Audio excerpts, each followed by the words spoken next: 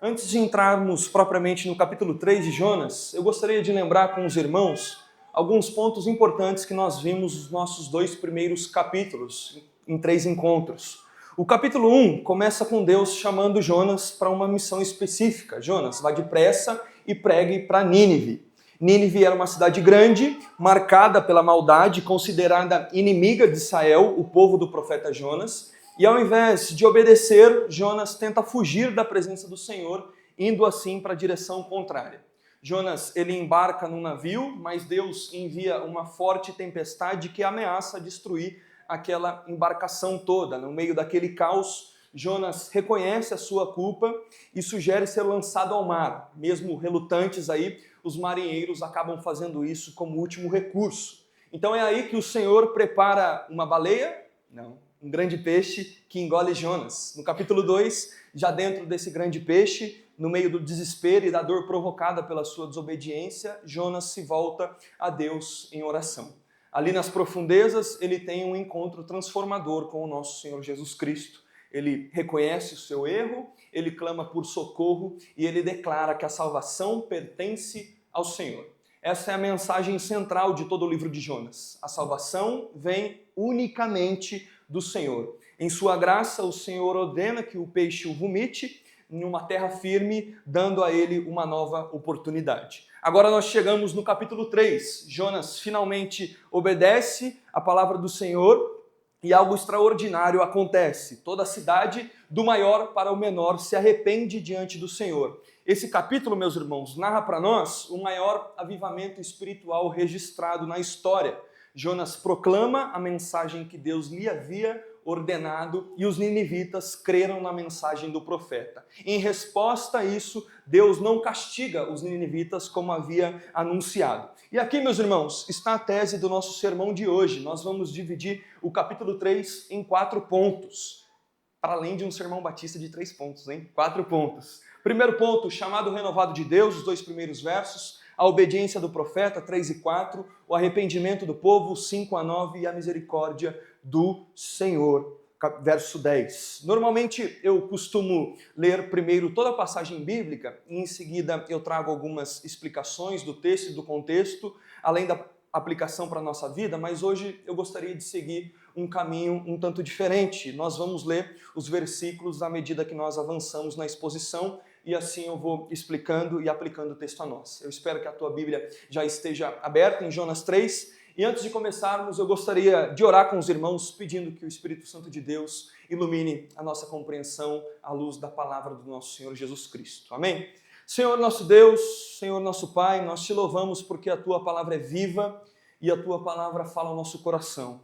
Hoje, ao abrirmos o capítulo 3 de Jonas, pedimos que o teu Espírito ilumine a nossa mente e transforme o nosso coração, Senhor. Que possamos ouvir a tua voz com clareza, entender o teu chamado e responder com obediência e arrependimento verdadeiro, assim como aconteceu em Nínive. Nos conduza pela tua graça e fala conosco de maneira poderosa nessa manhã. É no nome de Jesus que nós oramos e agradecemos. Amém. Meus irmãos, a história da igreja, ela é repleta de episódios surpreendentes. Mark Lloyd Jones, um dos pastores mais influentes do século XX, disse uma certa vez que alguém só deveria aceitar ser pastor se depois de muito resistir percebesse que não tinha como escapar desse chamado. Eu penso que poucos ilustram essa ideia de forma tão vívida e extrema quanto Ambrósio de Milão. Quando Alcêncio, bispo de Milão, morreu em 363 d.C., a cidade mergulhou numa profunda crise. O bispo anterior havia sido exilado pelo imperador, que colocou Ascencio no lugar, um homem que negava diretamente a divindade de Jesus. Diante da tensão entre igreja e Estado, a escolha de um novo bispo ameaçava se transformar em um conflito violento entre os arianos, que seguiam a visão de Alcêncio, e os cristãos nicenos, que defendiam a fé estabelecida no Concílio de Nicéia. Se você não está entendendo nada do que eu estou falando, próximo módulo do Visível Educação, a história da igreja, fica aqui o meu convite para você. Nesse cenário aparece Ambrósio. Ambrósio era governador de Milão, conhecido como um exímio administrador, alguém justo e alguém respeitado. Ambrósio era filho de um outro alto funcionário do império e visava crescer na sua carreira política. No entanto, uma desordem durante a eleição do novo bispo ameaçou comprometer todo esse processo. Diante do caos instaurado e da confusão, Ambrósio se coloca no meio da multidão e com a sua eloquência procurou acalmar os ânimos da multidão. Aos poucos, as pessoas se aquietaram e pareciam dispostas a ouvi-lo, mas de repente, um adolescente, gritou no meio da multidão: Ambrósio, bispo.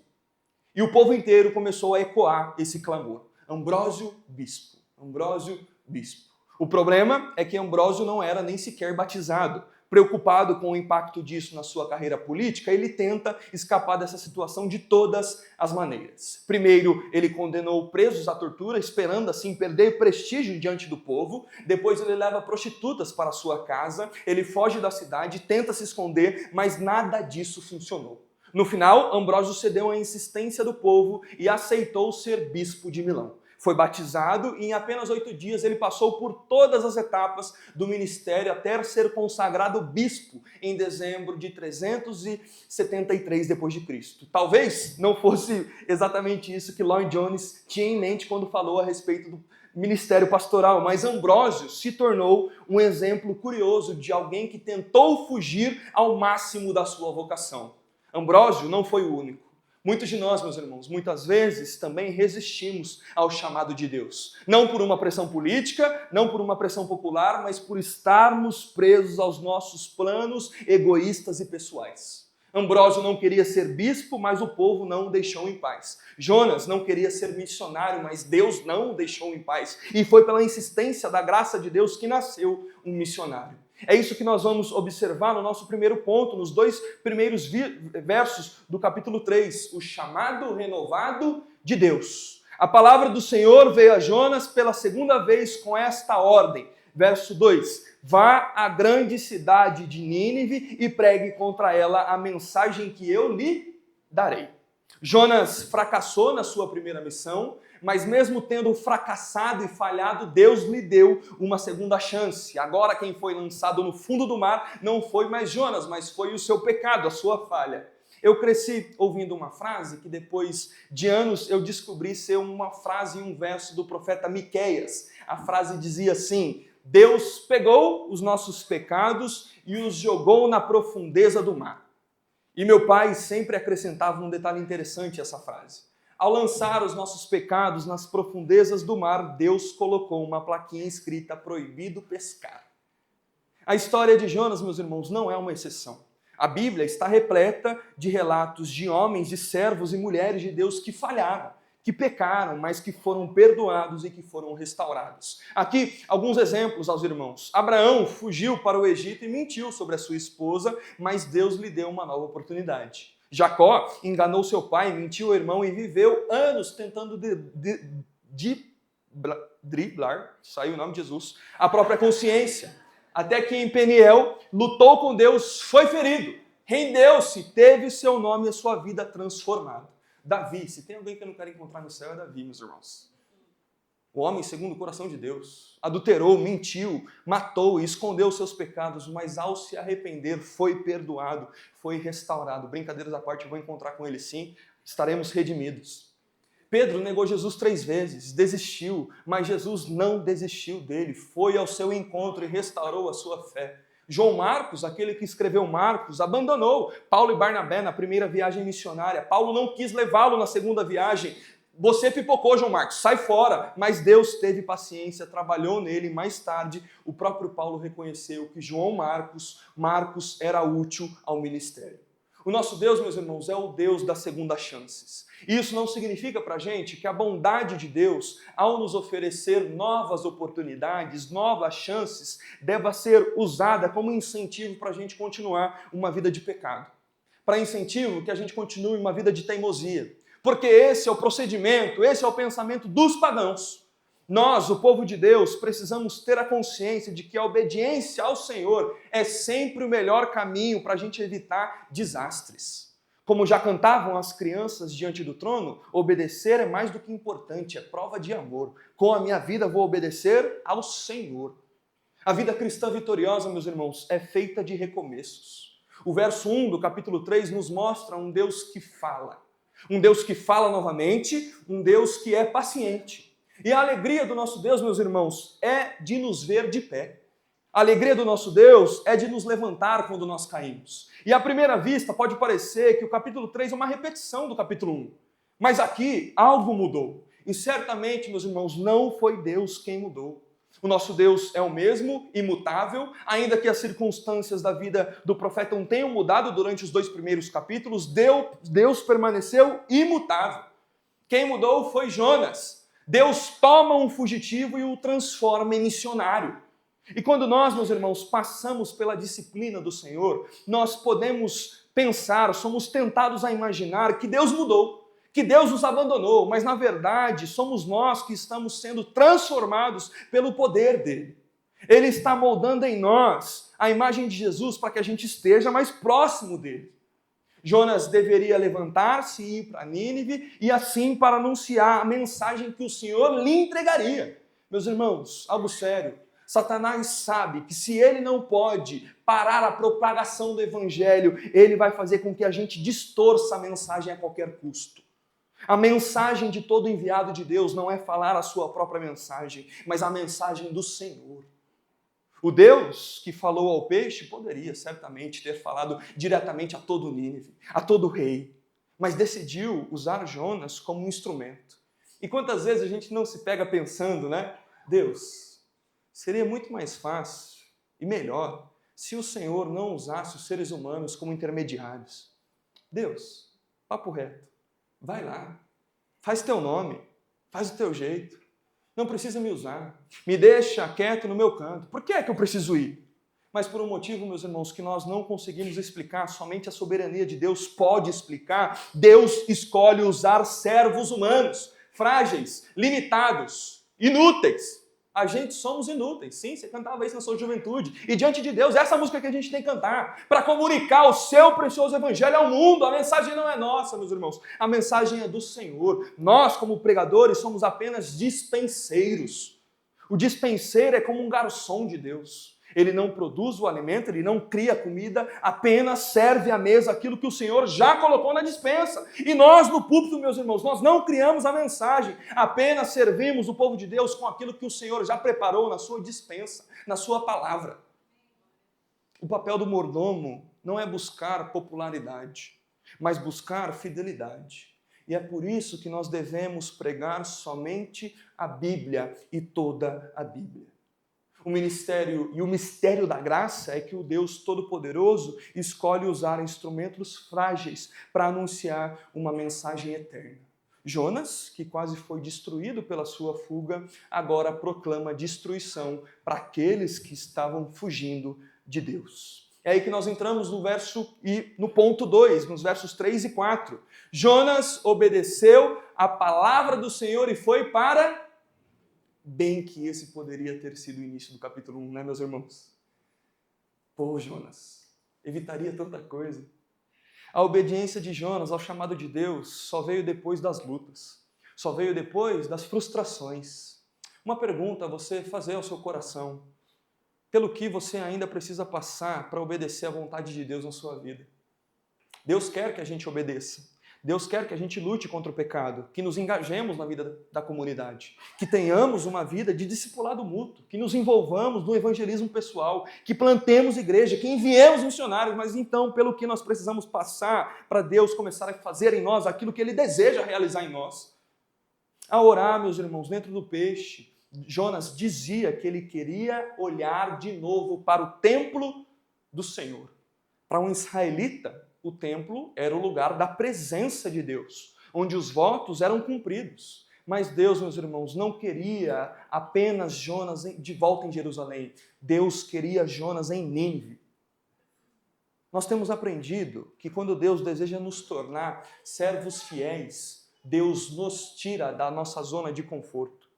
Jonas queria altar, queria louvorzão, queria sacrifício, mas Deus queria obediência. Deus queria compaixão, por isso enviou Jonas ao lugar da violência. Ali, na violência e não no templo, Jonas encontraria a presença e o propósito de Deus.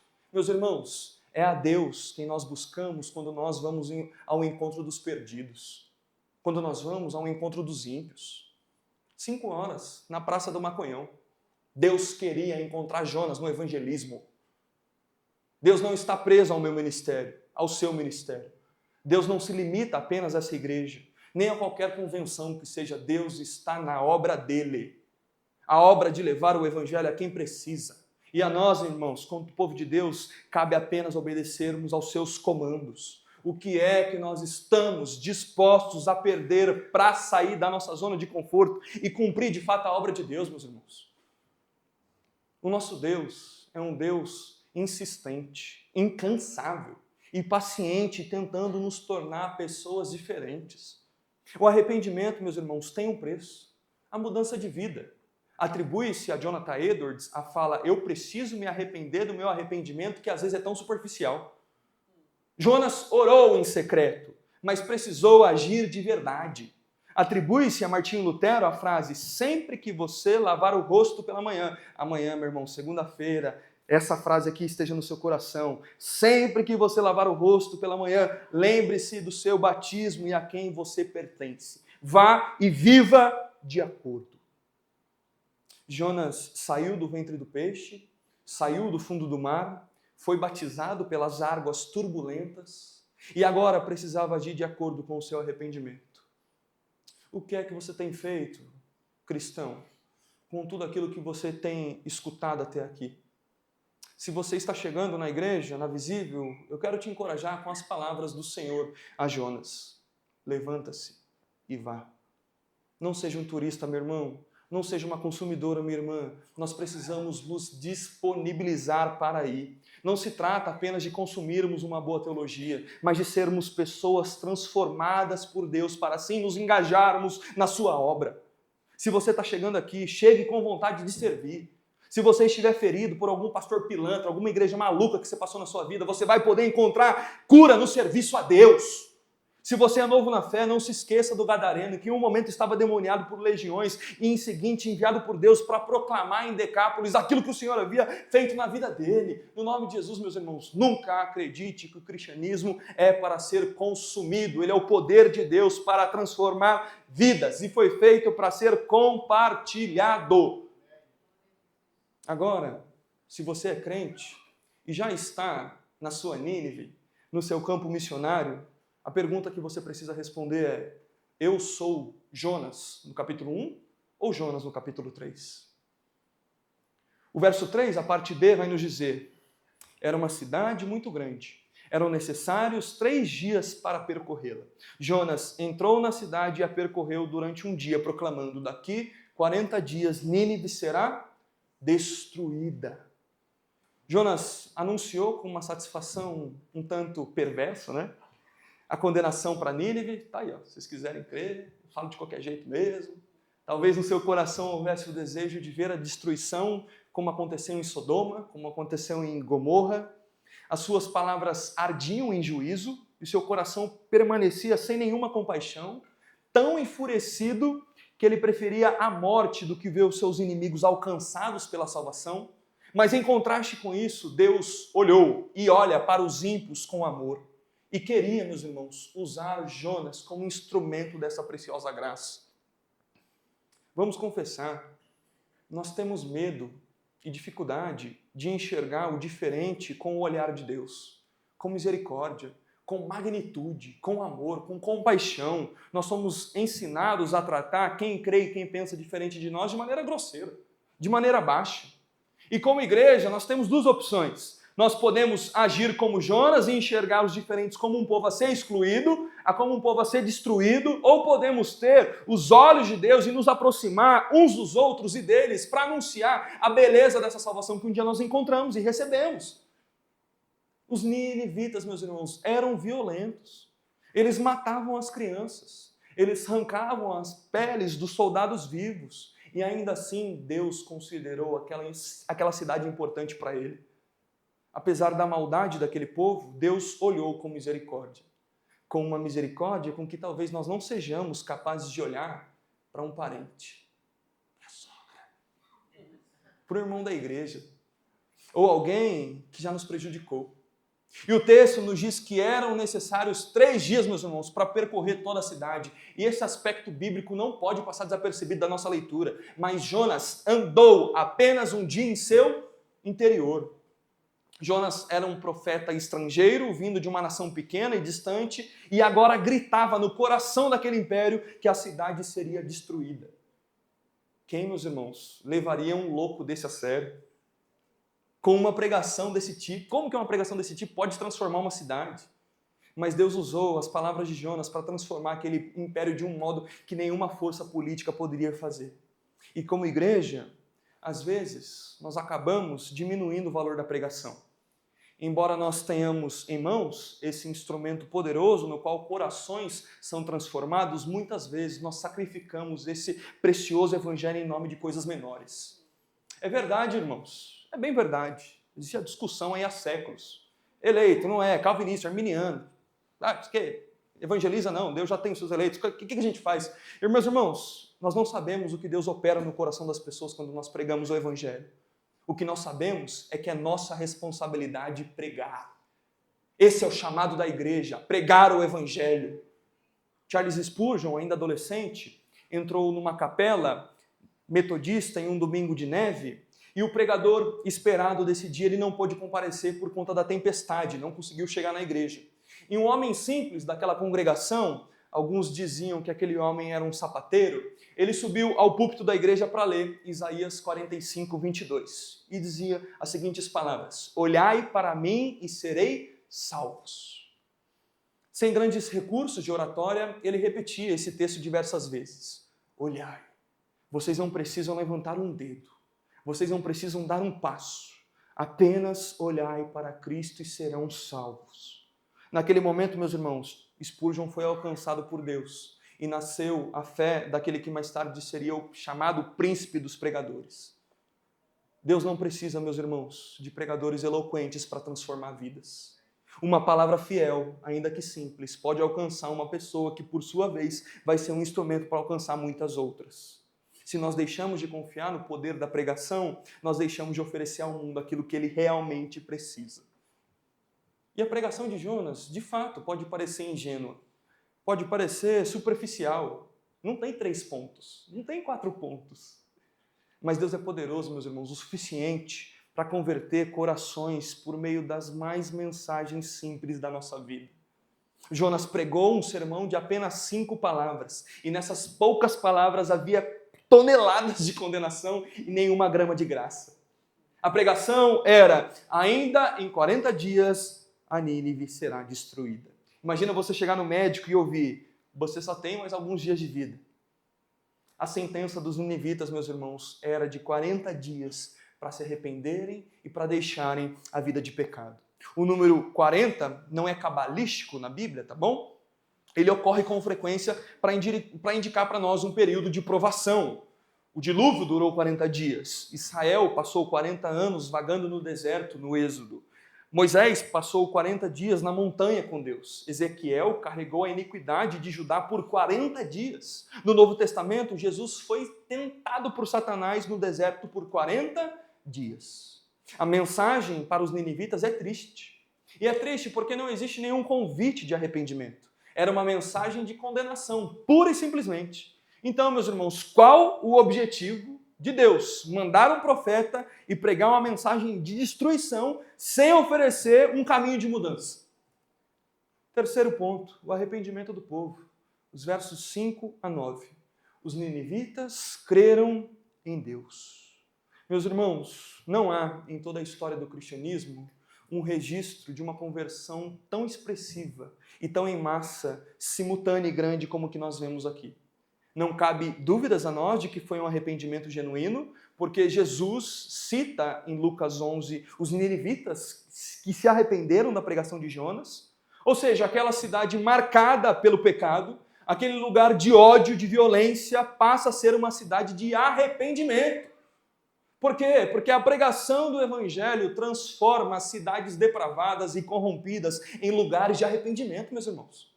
120 pessoas encontram a palavra de Deus. Os nossos planos, as nossas motivações, as nossas frustrações, meus irmãos, jamais frustram os planos de Deus. O pregador não controla o resultado da sua pregação. Porque se dependesse de Jonas, nenhum ninivita se converteria, mas para o seu desgosto e para a glória de Deus e para o avanço do Evangelho, toda a cidade creu e se arrependeu dos seus maus caminhos e das violências. O texto diz para a gente, proclamaram jejum. Todos eles, do maior ao menor, vestiram-se de pano de saco. Jejum e pano de saco são sinais externos de um arrependimento interno. Do maior para o menor, todos procuraram a Deus. Meus irmãos, é impressionante notarmos na nossa leitura bíblica que aquilo que Israel falhou tantas vezes, o povo de Deus, ao longo da narrativa bíblica do Antigo Testamento, os ninivitas fazem de maneira pronta, se humilham diante de Deus. E o verso 6 vai nos dizer, quando as notícias chegaram ao rei de Nínive, ele se levantou do seu trono, tirou o manto real, vestiu-se de pano de saco e sentou-se sobre cinza. Embora o texto não deixe claro para a gente se o que chegou até o rei foi de fato a pregação de Jonas ou o seu efeito, o que importa para nós é, esse rei dá sinais reais de arrependimento. Ele sai do trono, tira as roupas reais, se veste de pano de saco, senta sobre as cinzas. O mundo antigo era extremamente ritualístico e esses atos representavam um coração arrependido. A atitude do rei era algo muito difícil entre os poderosos. O apóstolo Paulo nos lembra que não foram muitos poderosos chamados e dentre eles poucos respondem ao evangelho. Ainda assim, meus irmãos, aquele governante, do grande império da Síria, foi um desses poucos, que não apenas ouviu essa mensagem, mas que se curvou diante de Deus. Esse gesto ganha ainda mais peso quando nós lembramos que na antiguidade os reis eram vistos não apenas como reis, mas como deuses. Representavam seus deuses, eram reverenciados com rituais e recebiam louvores públicos. E é por isso que a conversão desse rei não foi apenas a submissão de um homem a um Deus, mas a rendição de alguém que era considerado um Deus ao Senhor verdadeiro. A conversão desse rei, cujo nome nós desconhecemos, simboliza, meus irmãos, a queda dos deuses seculares e da adoração humana, mostrando que todos um dia irão de se curvar diante do único Deus verdadeiro, o que nós acabamos de cantar enquanto igreja. O livro de Jonas, meus irmãos, nos apresenta um exemplo que humilha não somente a Jonas, mas a nós, o Israel do Senhor, um rei estrangeiro que se curva diante de Deus. A ênfase do texto não está na mudança política de Nínive, mas na conversão do seu governante. No entanto, meus irmãos, essa conversão acabou também transformando a política da cidade. E isso nos ensina que a política nunca, jamais é neutra. Ela não acontece apenas em um espaço à parte, como se o mundo secular estivesse separado da vida da igreja. A política nunca é apenas administrativa, meus irmãos. Ela é, em última análise, espiritual. Porque cada decisão de um governante manifesta o seu coração diante de Deus. É isso que nos diz o verso 7 e 8. Mandou proclamar e divulgar em Nínive o seguinte, por mandato do rei e dos seus nobres. Meus irmãos, trata-se aqui de um decreto típico do mundo antigo. E o conteúdo desse decreto é surpreendente. Ninguém, imagina, amanhã, os nossos presidentes ou governantes falaram isso. Amanhã, ninguém, nem mesmo os animais, bois e ovelhas, deveria comer ou beber. Todas, pessoas e animais, deveriam ser cobertos de pano de saco, jejuar, clamar fortemente a Deus e se converter dos seus maus caminhos. Quem dera, meus irmãos. Ou seja, um decreto nacional ordenava jejum, ordenava arrependimento e conversão. E para nós pode soar estranho, mas a separação entre Estado e instituição religiosa é uma construção moderna, em grande parte fruto da Reforma Protestante. No mundo antigo, o rei era visto como representante dos deuses e tinha a função de coordenar também a vida religiosa do povo. E é por isso que quando o rei de Nínive se converte, a sua conversão impacta diretamente a política da cidade. E aqui, meus irmãos, nós encontramos uma aplicação preciosa e que por vezes a gente não quer fazê-la, não. O nosso maior anseio, meus irmãos, como cristãos, não é meramente por reformas políticas, por reformas sociais, mas pela conversão genuína dos governantes da nossa nação. Que poderoso seria ver governantes verdadeiramente cristãos, servindo o país com humildade, servindo o país com o coração servo. Nesse cenário, meus irmãos, as leis seriam mais justas, o Palmeiras pararia de ganhar. Só foi para te acordar. A violência diminuiria e nós experimentaríamos algo que se descreve em Jonas. Então clamaram fortemente a Deus e se converteram, cada um do seu mau caminho e da violência que há nas suas mãos. Quem sabe, talvez Deus se volte e mude de ideia. E então se afaste do furor da sua ira, para que não pereçamos. Os ninivitas precisavam abandonar a violência, porque essa violência atraía a ira de Deus. A sua vida estava em oposição total ao Senhor. E somente o arrependimento verdadeiro poderia afastar o juízo. E como cristãos, meus irmãos, nós não vivemos de utopia.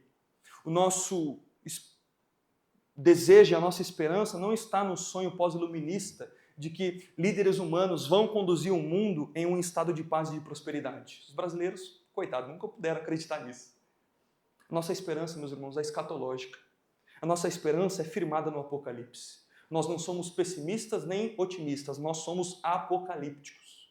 Ainda assim, nós cremos que quanto mais o Evangelho influencia uma sociedade, mais ele transforma pessoas. E quanto mais pessoas são transformadas, mais justa e distante da violência se torna a vida em comunidade.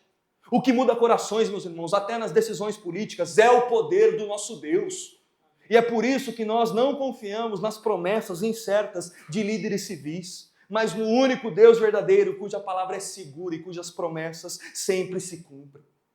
A palavra de Deus, meus irmãos, é capaz de transformar, sim, sociedades, famílias, relacionamentos e até mesmo ambientes de trabalho.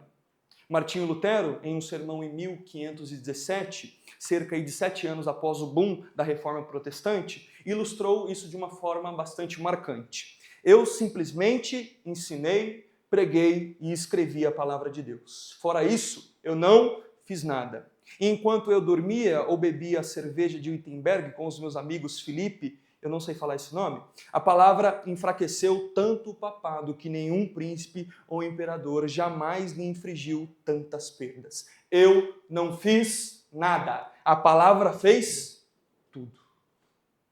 A conversão, meus irmãos, dos poderosos podem nos animar, mas a história de Nínive nos lembra que a nossa esperança não se apoia nos poderes humanos. Ela está firmada somente em Deus, no seu poder e no seu reino. E assim nós vamos para o ponto 4, o verso 10. A misericórdia do Senhor. Deus viu o que eles fizeram e como abandonaram os seus maus caminhos. Aí a polêmica, né? Então Deus se arrependeu e não os destruiu como havia ameaçado. É possível, irmão? É possível, minha irmã, que Deus mude de ideia? Será que Deus é surpreendido pelo comportamento humano? Ao longo da Bíblia, nós vemos que Deus não volta atrás nos seus projetos e nos seus decretos eternos. O salmista declara, né, o plano do Senhor permanece para sempre. E em Número nós podemos ler, Deus não é homem para que minta, nem filho de homem para que se arrependa. Então, meus irmãos, o texto de Jonas não revela um Deus confuso, um Deus mutável, um Deus frágil, mas um Deus soberano, um Deus providente e um Deus totalmente no controle da história.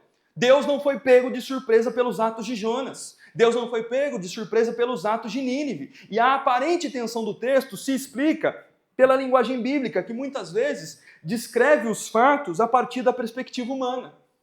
Assim como nós dizemos que o sol nasceu porque nós vemos o mover dele no horizonte, a Escritura fala do arrependimento de Deus como uma forma de mostrar o que se percebe aqui na terra. Da nossa perspectiva, parece que Deus volta atrás, mas na sua eternidade ele já havia previsto e estabelecido esse caminho. Esse arrependimento, meus irmãos, em última instância, é na verdade a revelação da misericórdia e da graça do nosso Deus. Ele prometeu juízo, mas ofereceu graça. Ele prometeu condenação, mas ofereceu uma alternativa de vida. E essa alternativa de vida encontra o seu ápice em Jesus Cristo. A ira de Deus, que deveria recair sobre Nínive, sobre nós caiu sobre Cristo. A única forma de nós escaparmos da ira de Deus é indo até Ele por meio do corpo aberto de Jesus. E é por isso, meus irmãos, que mesmo que seja uma fé frágil, seja uma fé inconstante, débil, é uma fé salvadora. Não pela sua efusividade, não pela sua qualidade, mas porque se apoia no sangue de Cristo. E essa fé, meus irmãos, apoiada no sangue de Cristo, é transformada pelo poder do Espírito. Onde havia ira, onde havia afastamento, agora existe graça, agora existe perdão, agora existe adoção na família de Deus. E diante disso, a mensagem de hoje se aplica a todos nós. Se você ainda não creu, este é o momento de você se arrepender.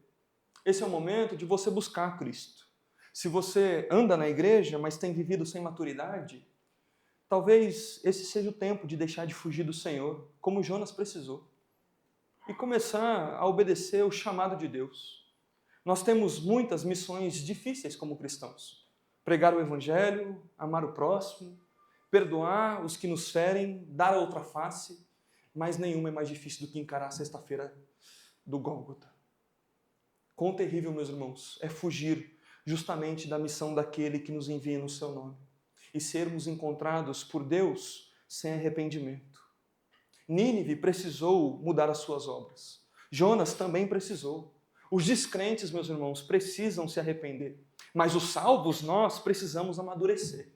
A mesma palavra que converte o ímpio é a palavra que transforma os salvos. E é por essa palavra, meus irmãos, que nós precisamos ser constantemente alcançados para a glória de Deus e para a nossa edificação. Curva a tua cabeça, vamos a Deus em oração.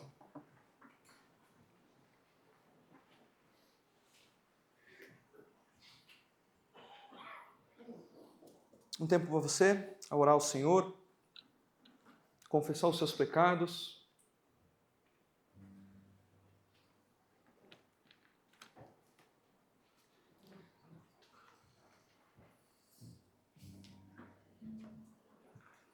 Clamar o amor dele sobre a sua vida, a consciência desse sacrifício. Senhor, nós te agradecemos porque a tua misericórdia é maior do que o nosso pecado, é maior do que a nossa culpa, Deus. Assim como o Senhor agiu em Nínive, também o Senhor age hoje em nós, quando nós nos voltamos de coração para ti. Nós reconhecemos, Deus, que muitas vezes nós fugimos da tua vontade, assim como Jonas fez. Mas pedimos, Deus, que o Senhor nos ajude a obedecer, mesmo quando isso nos tira do conforto, mesmo quando isso nos leva, Pai, a lugares difíceis. Obrigado porque em Jesus a tua ira foi aplacada e nós recebemos perdão, adoção, uma família espiritual. Recebemos, Deus, vida. Nos ensine, Deus, a confiar não em homens, nem em nós mesmos, mas no teu poder e na tua graça. Que a tua palavra continue mudando a nossa vida, a nossa família, a nossa igreja e a nossa cidade. E que tudo seja para a glória do teu nome. É no nome de Jesus que nós oramos, gratos e felizes. Amém.